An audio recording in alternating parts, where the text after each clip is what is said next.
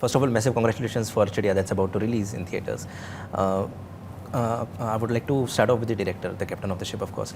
Mehran, when you set off to make this film, what were the initial thoughts, the germ of the film? किस तरह से आपने पूरी इस दुनिया को बुना, फिर किस तरह से विनय सर आए, अमृता मैम फिल्म में आए, वो क्या प्रोसेस थी end to end from start to finish? दुनिया को बुना आपने बोला, जब मैं ये फिल्म लिख रहा था मेरे लिए काफ़ी भारी था फिल्म को लिखना। इसमें मैंने लिखने में अपनी ज़िंदगी के कई साल दिए, और वो भारी इसलिए था क्योंकि मैं जब बॉम्बे आया था तो यहाँ का जो कल्चर है, स्पेसिफिकली अगर मैं चौल की बात करूँ, ये सब मेरे लिए बहुत नया था। और नए कल्चर में जाके अगर फिल्म बना रहे हैं, क्योंकि मैं नॉर्थ इंडिया से बिलोंग करता हूँ, तो वहाँ की तो चीज़ों से मैं थोड़ा वाकिफ़ था, लेकिन यहाँ की इसके लिए मुझे काफ़ी रिसर्च करना पड़ा। और बहुत दिन तक मैंने अपनी दुनिया, अपने चारों तरफ इस दुनिया को अपने से जोड़ लिया था, ताकि वो मेरे लिखाई में थोड़ी आसान रहे। तो रिसर्च की वजह से ये काफ़ी डिफ़िकल्ट था मेरे लिए। लेकिन बच्चों की फिल्म या बच्चों को प्रोटैगनिस्ट लेके फिल्म बनाना वैसे थोड़ा डिफ़िकल्ट है।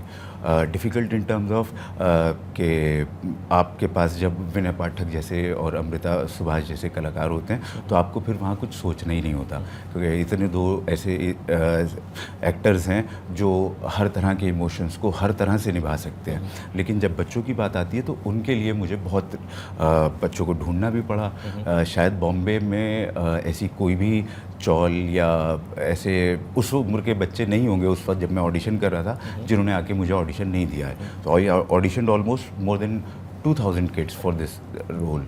फाइनली मुझे ये दो प्यारे से मेरे शानू और बुआ मिले, और जब वो मिल गए तो फिर मुझे बहुत आसानी हो गई, और फिर उसके बाद कोई फ़िल्म बहुत मेरे लिए मुश्किल नहीं रही।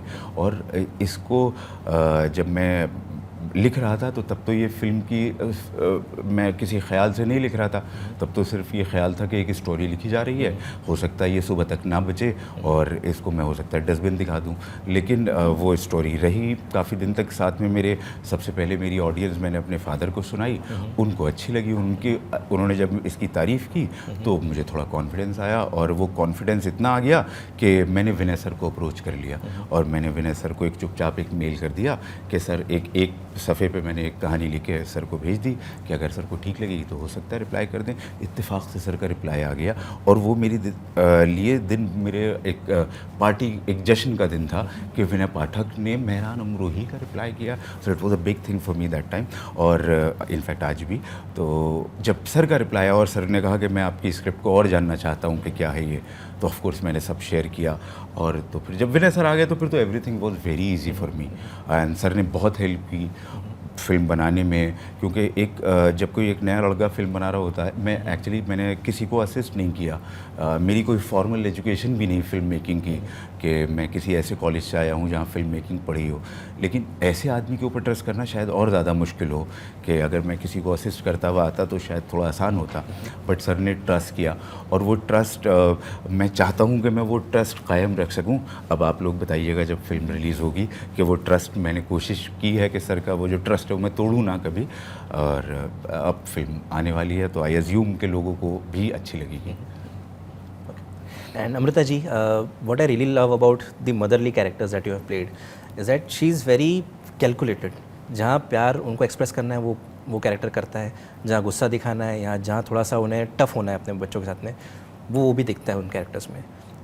जब ये कैरेक्टर आपने निभाया, उसकी क्या पिचिंग थी इनिशियली? क्या आपने सोचा कि मैं इसको इस तरह से पिच करूँगी, ये इसकी टोन रहनी चाहिए कैरेक्टर की, इस नोट से ऊपर नहीं जाना चाहिए, या ये मिनिमम के नीचे नहीं जाना चाहिए? क्या प्रोसेस थी वो? The word I would use for most of the mothers characters I have done would be she's human. और इसकी शुरुआत मुझे लगता है चिड़िया से हुई है। आफ्टर दैट आई डिड किला और गली बॉय।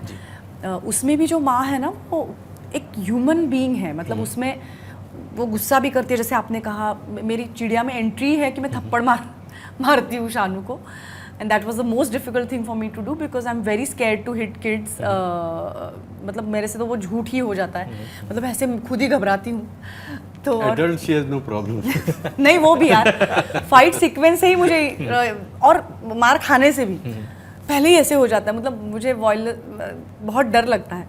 तो ये जो माँ है वो उसकी सबसे मुझे वो शुरुआत थी मेरे, because I was at that time that was one of the first mothers role I have done in my life, I would say. बाद में ये सब आया है बाकी के जो मैंने जिक्र किया, तो मुझे वही अच्छा लगा उसका कि वो एकदम ह्यूमन बीइंग थी। एक प्यार क्या कहते हैं, नो नॉनसेंस प्यार है उसका, मतलब है ऐसा वाला है नहीं कि कहानी बताती है वो सबसे प्यारा प्यार सबसे ज़्यादा वो जो दिखा रही है वो जो कहानी बताने वाला एक सीन है उसमें मैं बुआ को कहानी सुनाती हूँ। Otherwise she is also you know गरीब तो है और यंग है, पति चला गया है अचानक, एक्सीडेंट, रिक्शा चलाता था, सो आई अज्यूम दैट कि मतलब कुछ हुआ एंड सडन डेथ है। तो सडन डेथ जब हो जाती है और 2 बच्चे जब है आपको बड़े करने हैं ना, तो आपको मॉर्निंग का भी वक्त नहीं है आपके पास, आप बस लग जाते हो और आप मतलब उससे ना आपके अंदर कई बार थोड़ा सा हो सकता है, थोड़ा सा बिटरनेस भी आ सकता है, एक आप एज पे हो, हमेशा आप एज पे हो because you are tense about your kids all the time, you are fighting the world basically. Exactly, because जो कमाने वाला था वो चला गया है, अब मैं कैसे करने वाली हूँ। मुझे लगता है उसके पहले तो वो अब तो उसने वो सिलाई विलाई का शुरू किया है, तो मुझे लगता है she was not doing anything when her husband was alive, she was not earning, but now she is trying to, जैसे हम सिंक हो रहे हैं तो ऐसे ऐसे हाथ पैर मार मार के हम we try your best to just keep your you know, कुछ तरह से मैं ब्रीथ करूँ, अपने बच्चों को ये करूँ, तो वैसे वाली वो एक, कई बार मैंने मतलब अगर उदाहरण के तौर पे ना, कई बार जब मैंने ऐसे वीडियोस देखे हैं ना कि बच्चों के साथ जब कोई भी एनिमल नदी जब क्रॉस कर रहे होते तो बीच बीच में वो माएँ ना खुद ऐसे ऐसे करके उनको भी यू नो उस किनारे जाना है हमें, तो वो एक इस माँ में वो सब है, एक एनिमल है, क्योंकि एक जब आपका सर्वाइवल इज एट स्टेक ना, तो कई बार आपको वो सॉफ्टनेस अफोर्ड नहीं करते आप, यू नो, वो वाली बात इसमें मुझे दिखी और वो मुझे बहुत छुई। और उसका दुख जताने का भी तरीका, जैसे आपने ट्रेलर में देखा होगा, जिस तरह से वो बोलती है कि जिन बच्चों के बाप नहीं होते उनको क्या पुलिस ये करती है, खाना खिलाती है, तो हर way of expressing her grief is also very, I would say, rustic or I would say bold, very out there kind of, loud, हाँ, तो मुझे वो अच्छा लगा बहुत। और मुझे मेहरान की एनर्जी बहुत अच्छी लगी, मैंने काफ़ी फर्स्ट टाइम और डायरेक्टर्स के साथ काम किया है और उसमें जो रॉनेस जो होती है ना वो मुझे पसंद है, लेकिन of course but first thing would be content. तो जिस तरह से इन्होंने मुझे कहानी सुनाई, मुझे पता चला कि ये कहानी बताना जानते हैं, मतलब मेरा पहला जो भी नरेशन मेरे लिए बहुत इंपॉर्टेंट रहता है पहला, और मैं इस फिल्म में आई हूँ विनय की वजह से, because we did a film called island city, जिसमें हमारा एक साथ काम नहीं था, बट समहाउ मुझे भी उनका काम बहुत अच्छा लगता है, मैंने काफ़ी उनका काम देखा हुआ था, and then he suggested my name to, Mehran नहीं जानते थे शायद मुझे, और विनय ने सजेस्ट किया, और अच्छा स्क्रिप्ट तो मैं उसके पीछे ही पड़ जाती हूँ, अच्छा स्क्रिप्ट होता है तो बाकी, तो उस तरह से फिर मैंने उसका वर्किंग शुरू किया उस फिल्म का। एंड विनय सर, मेहरान ने बताया कि he wrote that mail to you and it kind of you know change your life, if I may say so, as a storyteller. Absolutely. जब वो मेल आपके पास में आया, when you open your inbox and you saw the mail, when you read through the idea, what went on in your mind, how did you then, and when you met him to you know get more of the story, to extract more of the story from him, what was that like, इनसे story सुनना, narration सुनना? यार mail जब आया था, कितनी पुरानी बात है, अब उस समय मेरे जहन में क्या गुजरी मुझे याद नहीं है, लेकिन ये बता सकता हूँ मैं आपको कि जब मैंने स्क्रिप्ट पढ़ी तो स्क्रिप्ट में कुछ ख़ास बात थी, उस कहानी में बहुत ही ख़ास बात थी, और उस कहानी के जो किरदार थे बहुत ही, एक है ना कि सिंप्लिसिटी में एक मासूमियत होती है, जी जी, एक वल्नरेबिलिटी होती है, तो उसमें बहुत था, मासूमियत भी था और विषाद भी था। विषाद हम सब लोगों के लिए, विषाद एक शब्द है जिसको अंग्रेज़ी में नॉस्टैल्जिया कहते हैं, तो वो विषाद प्रचुर मात्रा में स्क्रिप्ट में थी। हम सबका बचपन गुजरा है, कोई किसी भी तबके से आया हो, किसी भी इकोनॉमिक बैकग्राउंड से आया हो, किसी भी देश, किसी भी राज्य से आया हो, अगर आप बड़े हो चुके हैं तो आपका बचपन तो है ना, और अगर आपका बचपन है तो बचपन का कौतूहल भी आपके अंदर है कि कैसे आपने अपने बचपन की बातें अगर आप याद करेंगे तो सबसे पहले ये याद करेंगे कि हम बचपन में क्या खेलते थे। जी, खेलना जो है बच्चों के साथ मतलब जुड़ा हुआ है, यू नो इट्स द सबसे स्वाभाविक बात है. Physically भी द shape up मोस्ट करता है ना. नेचुरल थिंग विद चिल्ड्रन और even with young puppies are about playing. Yeah. तो वो खेल की जो भावना है और बहुत ही खूबसूरत भावना है खेल की, वो इस स्क्रिप्ट में बहुत ही सामान्य सिंपल तरीके से और बहुत ही मासूम तरीके से थी और बहुत ही रोचक कहानी थी. तो फिर मैं तो बहुत खुश हो गया कि किसी ने भाई मुझे इस इतनी खूबसूरत कहानी के लायक सोचा है. और जो मुख्य नायक थे उसके 2 बच्चे जो अब बच्चे नहीं रहे ये हाँ वो बड़े हो गए. तो I remember reading the script and feeling very happy about it. And then of course we met.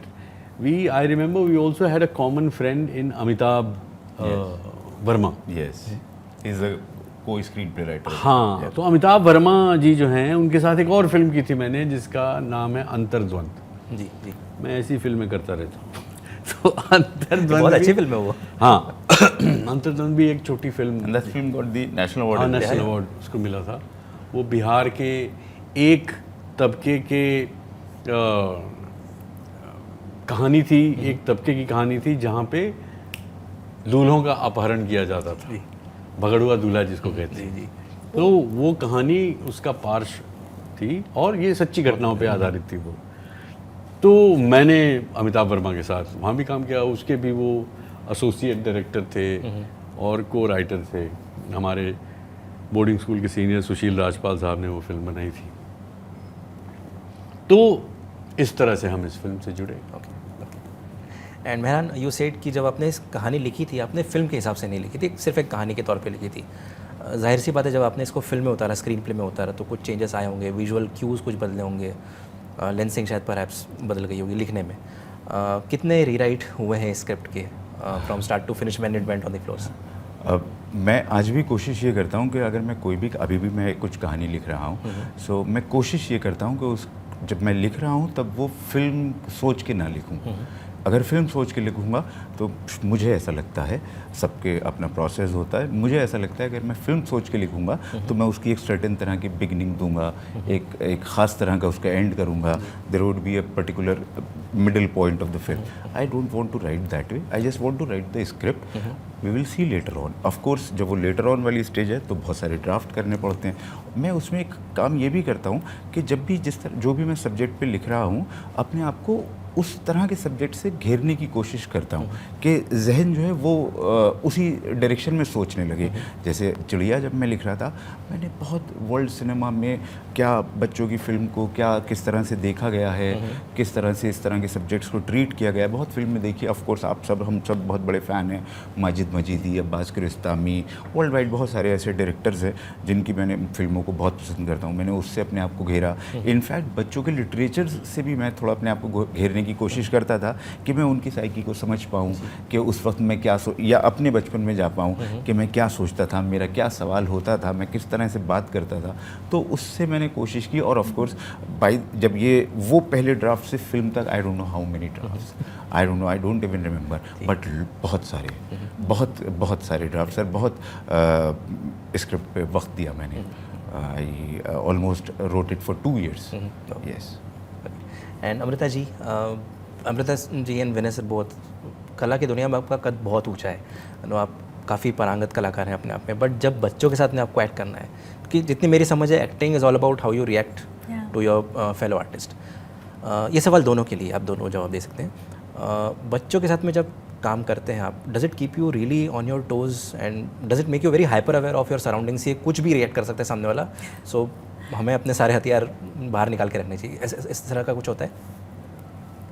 हाँ, मुझे तो मज़ा भी आता है. और एज यू सेड मेरी मोस्टली सारी फिल्में बच्चों के साथ है. श्वास से जो शुरुआत मेरी हुई एक बच्चे के साथ, वो काफ़ी फिल्में, ये शानू हुआ इसमें भी है. हाँ, एज यू सेड कि अगर उनको हम ट्रूथफुल रखने की, अगर जो निर्देशक है वो अगर उनके अंदर का ट्रूथ को कायम रखे. तो कुछ निर्देशकों को मैंने एड्स में ज़्यादातर ऐसे देखा है कि वो बच्चों को कुछ और ही थोड़ा सा झूठ मूठ का कुछ करने बोलते हैं, फिर वो गड़बड़ हो जाती है. लेकिन I was lucky to have all the directors जिनके साथ मैंने बच्चों के साथ काम किया है, he also knew how to deal, because बच्चों को डील कैसे करना है.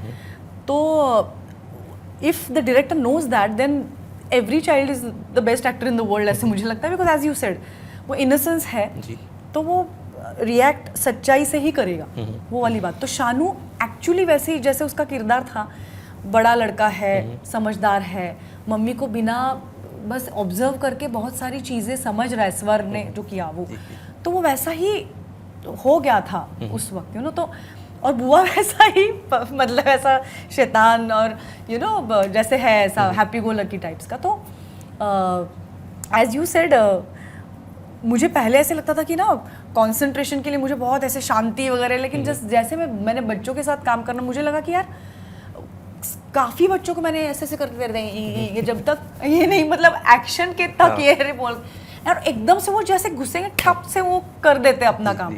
तो मैंने कहा, मैं उनको ऑब्जर्व करते करते मुझे लगा कि यार ये है एकाग्रता, कंसंट्रेशन ये है ना कि लास्ट एक्शन तक वो बच्चा कोई भी मैंने देखा है कि कुछ तो उसका चलता रहेगा, बचा के रखते हैं या तो इधर, या तो इधर देख रहा है, या तो उधर देख रहा है, या तो ये कर रहा है, जो भी है. तो मैंने ये सारे बच्चों के साथ देखा हुआ है, बट द वे दे खट से वो आएंगे ना सीन में, जिस तरह से वो करेंगे, तो वो मैंने इन सारे बच्चों से सीखने की कोशिश की है मुझसे. I have tried my best, क्योंकि मुझे लगता है हम सब में है. जब हम छोटे थे तब हमें ये था, ये चीज़ें, बड़े होने में सब पता नहीं क्या क्या हो जाता है हमारा, उसमें वो चीज़ें निकल जाती है. तो आई वॉज लकी कि शानू बुआ ने भी मुझे बहुत सिखाया ये सब. And Vinay sir? Same, what she is saying is bang on. तो क्या है ना कि सिनेमा की एक बहुत पुरानी कहावत है, that working with children and animals the most difficult shooting part especially, but if it works for you, it's also the most joyous part. कई चीज़ें बहुत सुलझ जाती हैं अगर आपने राइट कास्टिंग की है, तो उनको एक्टिंग बताने की करवाने की ज़रूरत नहीं पड़ती, क्योंकि उनके अंदर एक स्वाभाविक इंस्टिंक्ट है रिएक्ट करने की. ऐसे करो वैसे करो, उनको भी नहीं पता होता है कि वो कैसे करेंगे, वो इन द मोमेंट करते हैं, जो कि वहाँ तक पहुँचने के लिए कितने एक्टरों को सालों साल लग जाते हैं, है ना. तो वो बात वही है, इनहिबिशन की है. वी वर वेरी लकी कि दो ऐसे बच्चे आए जो इतने इंस्टिंक्टिव थे, इतने प्लेफुल थे. एक थोड़ा सा सीरियस था, जैसा इन्होंने बताया, वो मेरे से भी सीरियस था. वो उसको हंसाने के लिए, उसको थोड़ा सा करने के लिए हम खेल खेलते थे.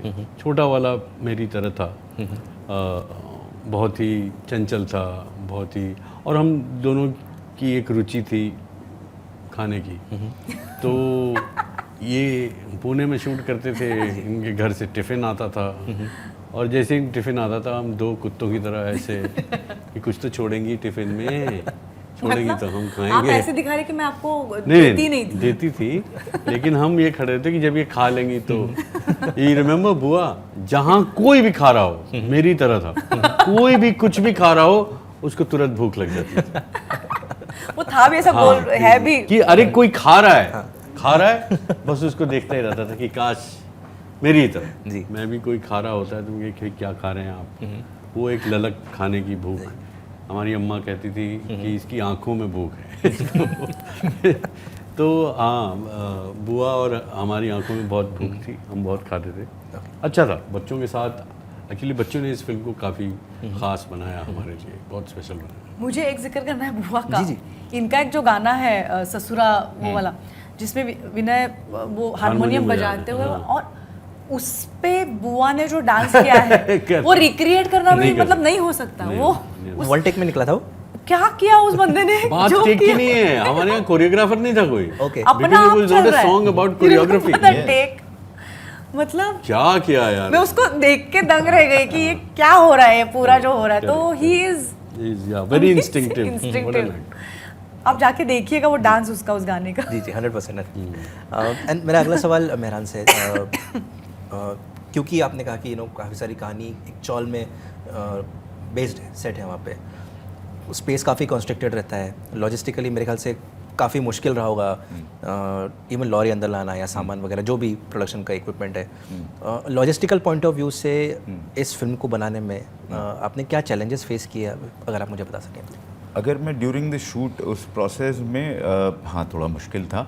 उसकी एक वजह ये थी, एक ये टेक्निकली जब हम फिल्म शूट करते हैं तो उसको बाद में डब भी करते हैं, स्टूडियो में आके डब करते हैं, लेकिन मैं ये चाहता था कि मैं सेट की ऑडियो को ही फिल्म में यूज़ करूँ, जिसको हम सिंक साउंड बोलते हैं। सो वो करना था, लेकिन जिस चॉल में मैं शूट कर रहा था वो लिविंग चॉल थी, वहाँ 500-1000 लोग रहते थे। अब वो जो लोग रहते हैं वो खाना भी खाते हैं, वो टीवी भी देखते हैं, वो क्रिकेट मैच पे तालियां भी बजाते हैं, उनके घर में कुकर से आवाज़ भी आती है, राजमा भी बनता है। अब ये सब चीज़ें हो रही हैं और मैं सिंक साउंड शूट करना चाहता हूँ, तो ये थोड़ा डिफ़िकल्ट था कि हमारे कट जो होते थे वो ज़्यादातर इस वजह से हो जाते थे कि कहीं से कोई आवाज़ आ गई। उसमें शूट करना of course it was little difficult, लेकिन वो करने की रीज़न ये था कि सर, मैम या ऑल दो अदर एक्टर्स वो शायद बहुत आसानी से वही सब चीज़ वापस रिक्रिएट कर देंगे स्टूडियो में बैठ के जब डब की जाएगी। लेकिन उन बच्चों के लिए जो फिल्म है ये बहुत मुश्किल होगा कि वो जो उस वक्त सोच रहे थे, जिस वक्त उन्होंने वो पर्टिकुलर शॉट दिया था, वो आके स्टूडियो में रिक्रिएट कर दें। तो इसलिए मैं वो करना भी नहीं चाहता था, जबकि मुश्किल था, लेकिन हम लोगों ने सब साथ में मिल के हमने कैसे उसको मुश्किल को कैसे गुजारा, उस चीज़ को निकले। बट हाँ, इसके अलावा मुझे कोई ऐसा कोई बहुत चैलेंज शूटिंग पे कभी नहीं आया, क्योंकि शूटिंग पे बहुत अच्छा एक माहौल रहता था। सर, मैम, मेरे प्रोड्यूसर फ़खरुल, सब लोग, मेरे डीओपी, मेरे आर्ट, एवरीवन, ऑल, पूरी टीम बहुत ज़्यादा एंथू थी, बहुत ज़्यादा टैलेंटेड लोग। तो अब एक्चुअली आपने जैसे शुरू की अपनी बात captain of the ship and all that, ये तो मैं आज तक समझ भी नहीं पाया। क्यों? क्योंकि मुझे लगता है सारा काम तो आपको सिर्फ आपका डायरेक्टर का, मुझे लगा कि सारा काम ये है कि एक बहुत खूबसूरत सी टीम बन जाए, और वो टीम बन गई, फिर काम ख़त्म हो गया। क्योंकि अब अमृता सुभाष आपके साथ हैं तो वो तो आप जो सोच के आए हैं अपने घर से, वो उससे बहुत अच्छे शॉट्स देंगी, क्योंकि वो बहुत बड़ी एक्ट्रेस हैं। जब विनय पाठक सर आपके साथ हैं तो आपको कुछ करने की ज़रूरत नहीं है, आप जाके कुछ ज़्यादा बताना नहीं है, आपको सिर्फ उस वक्त क्या आप क्रिएट करना चाहते हैं उस पर्टिकुलर सीन में वो डिस्कस करना है।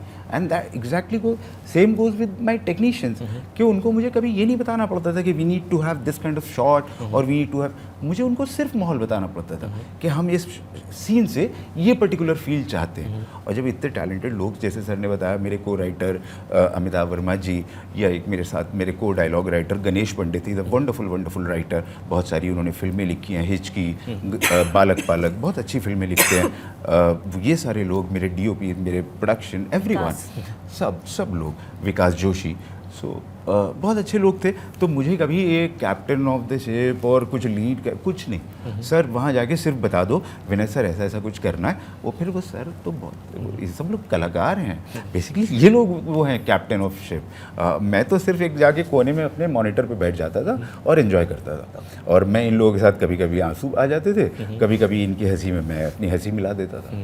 तो ऐसा मेरा तो बहुत प्यारा एक्सपीरियंस था, बहुत ही मज़ा आया मुझे शूट करके। And you mentioned this one thing कि वहाँ पे sound basically was a challenge for you. Shoot खत्म होने के बाद में जब आपके साउंड डायरेक्टर या साउंड इंजीनियर जब रूम टोन लेते थे, उसको आपने किस तरह से ग्रेटर डेप्थ? सर मैं क्योंकि आपने बड़ा टेक्निकल सवाल पूछा है तो थोड़ा इसको मैं उसी तरह से जवाब भी देने की कोशिश करता हूँ। हम लोग जब साउंड करना चाहते थे, मेरे जो साउंड डिज़ाइनर शाहब आलम, बहुत प्यारे साउंड डिज़ाइनर हैं, बहुत फिल्में उन्होंने की हैं, बहुत बड़ी फिल्में करते हैं। सो उनके साथ हम